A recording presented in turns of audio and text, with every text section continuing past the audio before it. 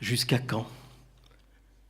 Sans larmes, sans amour, sans amis, amer sous notre langue, le goût de la parole, de l'appel et du baiser de la femme.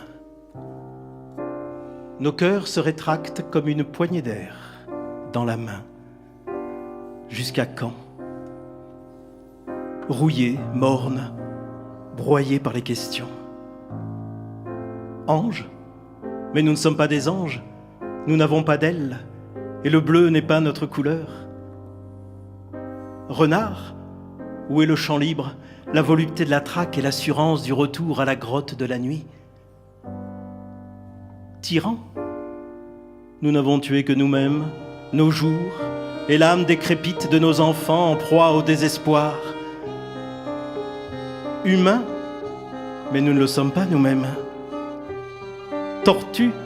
Où sont nos carapaces, nos coups et nos griffes qui déchirent l'air renversé de la catastrophe? Diable? Que Dieu dise que nous l'avons abusé et avons dressé contre lui des anges rebelles. Nous-mêmes? Nous ne le sommes pas non plus. Nos douleurs ne sont pas en nous.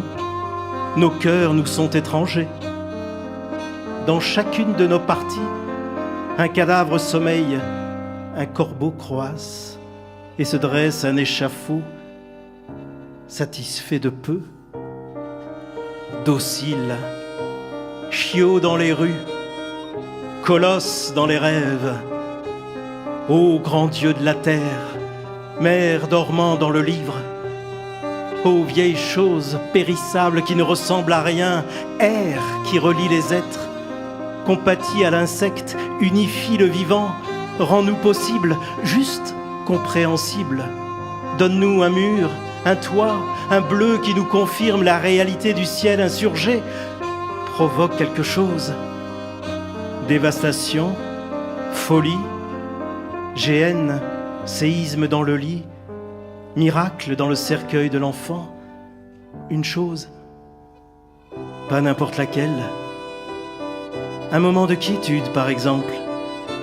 Un matelas moelleux, par exemple. Un baiser que n'altère pas le mensonge.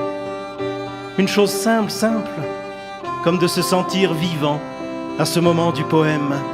Une chose simple, comme de caresser le cou d'une jeune fille, les frissons de celle-ci, comme la fabuleuse rosée que prodigue l'été sans raison aux pierres.